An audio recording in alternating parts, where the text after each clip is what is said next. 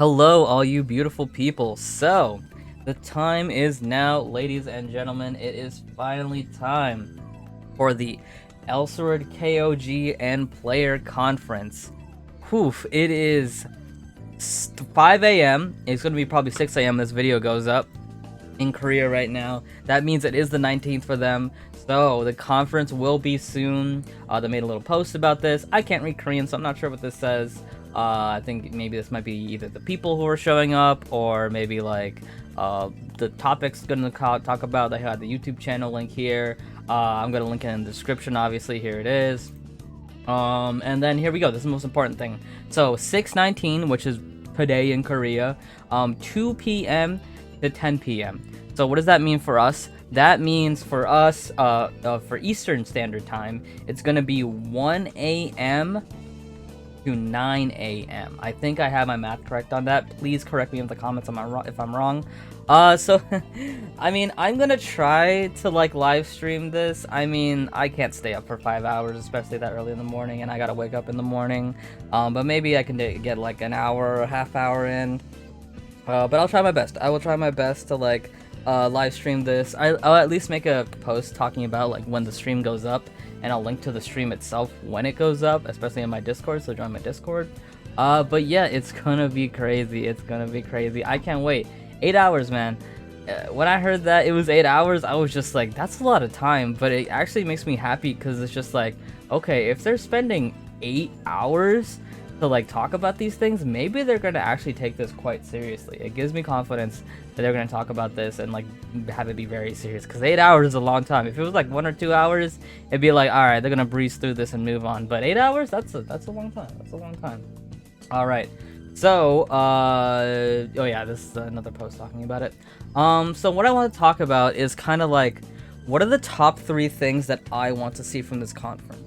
So I think my number one thing that I want to see is character changes. And a lot of people do as well, because we obviously know that, because people made these documents. The Korea server made a lot of forum posts talking about a lot of characters because Elsword asked for that. They were asked for character changes. So these documents were created because of these character changes. And we've already seen some of these things implemented in the recent patch, buffing characters who can't get into birth rate too easily. So we've seen some of these things happen, but I would love to see a lot more of these things happen. A lot more of these things. Like, I know a lot of the Aishas were not changed at all. I know a lot of the Chungs weren't changed and things like that. Pretty much characters that are already good in birth rate. They were not touched, but that doesn't mean that they don't need changes. Like, obviously, there's a lot of stuff here and there's a lot of changes that people want. So at least I would love at least some of these things to be addressed, talked about, discussed, eventually implemented. Of course. The number one thing, like the absolute number one thing I would want, is core changes. They have it here at the front of the Raven dock, right in the front is core changes. I would absolutely love at the end of this conference, and they announce, okay, one of the things we're going to do going forward is a revamp of Raven's unique system, which is core. I would love that. If it doesn't happen, I won't be too mad, just because I like the Nova changes that they're doing recently. But that's the number one thing I personally would want. Number 2, honestly, number 2, it's a toss-up between 2 and 3, but I'll talk about this one first. So number 2 would be new content. The last new dungeon we got, guys, I don't know if you realize this, but the birth rate, which is Altar of Invocation, that's the last dungeon we have. That's what the story is at the moment, and we got this dungeon. I wonder if LWiki has dates of when these dungeons go up. Yeah, 9/9/2020. That was in 3 months. We'll be there, guys. It's been like, I think it's been 9 months, because in 3 months we're gonna be back at this date where we haven't had new content, well, I don't want to say content, but we haven't had a new dungeon to progress the story in so long of a time, almost a year. It's literally been almost a year. It'll be a year and 2 months in Korea. So that's one of the things I want, is just new content. We gotta go forward with the story. We gotta go forward with content, whether it be new armors or whatever, just new things to play. I think we definitely need that. It's nice that they're revamping a lot of these old systems. That's kind of where the priority is, like revamping a lot of the old systems and whatever. And like, Noah came into the game. But that's nice and all, but we need some new stuff. We definitely need some new stuff. So this is like the number 2 thing I want. And the number 3 thing I want is actually pretty big in its own right, and it honestly could be the number 2 or the number 1. But I want a change or a revamp to a lot of these old archaic systems that are in the game, and one of them is a new system, but it's just bad. So, two examples I want to talk about is the Imprinting System. The Imprinting System is the most recent weapon system in the game that came with Birth Raid, and the way it works is that you put 3 stones on your weapon and you can create your own procking effect. So you put a proc ability like using a certain skill, a proc chance up to 30%, and a proc effect, which is like the effect you'll get. There's some really good effects here, by the way. You get physical attack, magical attack, critical damage, some defense ignore up to like 5%. Very, very nice. The problem is that all these effects have internal things that you cannot change. They all have a duration of only 5 seconds, and they all have a cooldown of, I think it's 20 seconds, although it might be 30 seconds, but I'm pretty sure it's 20 seconds. They all have their own internal yeah, here we go, 20 seconds.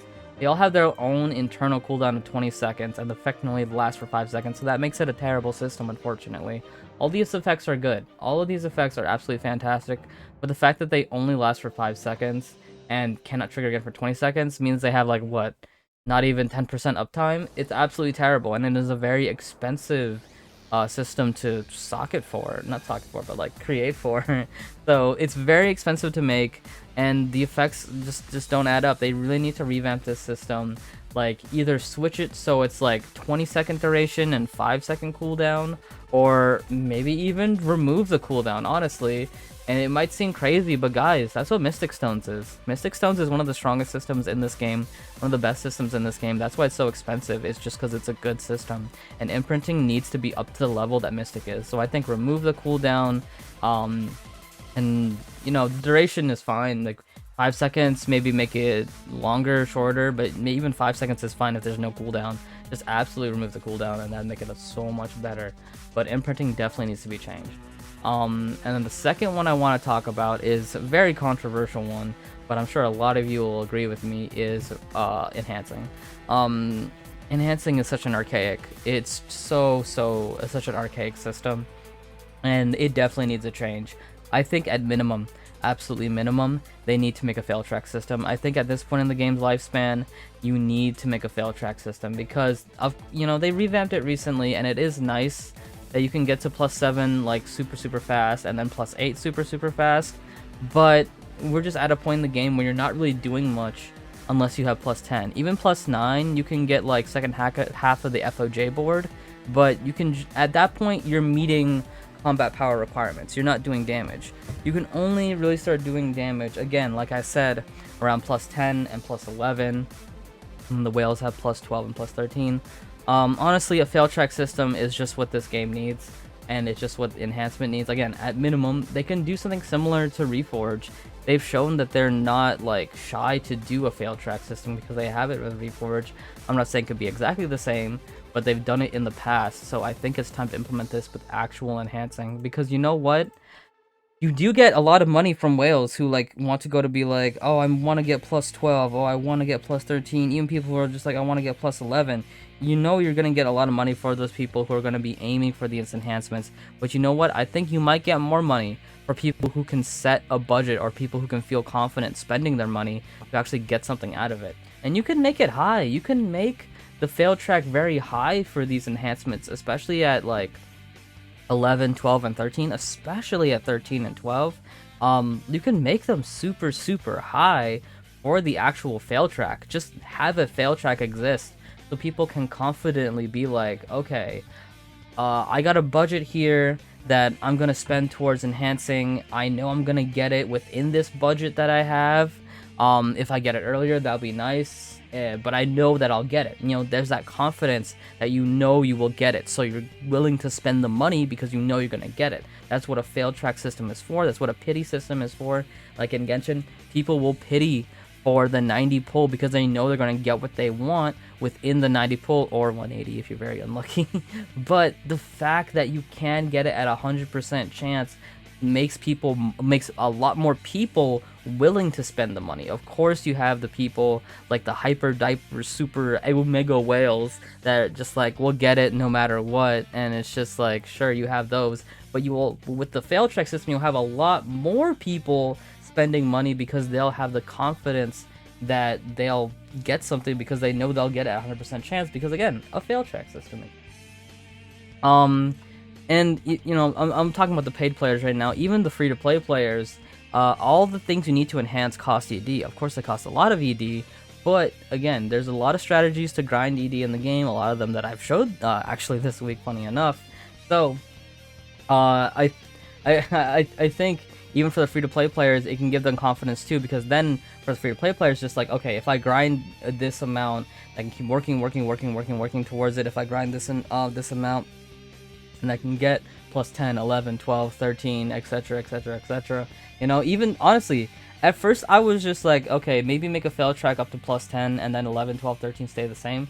But honestly, even up to plus 11, 12, and 13 make a fail track. Again, you can make it very difficult to get. The difficulty doesn't matter. It's what mostly matters is the possibility, like the fact that 100% chance exists to get the enhancement levels that you want. That's what people need. Honestly, that's what people need with enhancements in this game. And I really think, I really think it's finally time for a fail track. They tested it with Reforge, and for better or for worse, you know, I don't, it's like, there's some things I like about Reforge and other things I hate about Reforge, but the number one thing that's good about Reforge is that you'll get it eventually. That's what keeps people going towards Reforge. That's what kept the whales going to 21 and getting that as fast as possible, because they knew they could get it. It's 100% chance to get it. It just takes time and resources, but they knew they were going to get it, and I think enhancement needs the same thing. Alright, I spent a lot of time on the enhancement stuff, but just because it is such an important thing, and I know it is such a controversial thing, and even they talked about how volatile enhancements can be whenever they change it, but it's time. I definitely 100 million billion% think it's time for a fail track system for enhancement. And that's about it, ladies and gentlemen. That's about it. That's really all I wanted to talk about. Yeah, I hope you guys, if not watch the live stream, like maybe people will like talk about like what happened and what goes down, and like make Discord posts about it. I'll definitely make a follow-up video talking about what they talked about, so don't worry about all that. And yeah, I'm worried. I got anxiety and I got hope and I got all that, all these emotions all bundled up and mixed up, but it's a lot of excitement too. There actually is a lot of excitement in here. So that's it for me, guys. Again, it's gonna go down 1 a.m. EST time, I believe. But for sure, it's gonna be 2 p.m. to 10 p.m. Korea time. So that's the consistent, at least. But that's all it for me. I hope all you beautiful people have a fantastic day. I will see you guys next time, and peace out.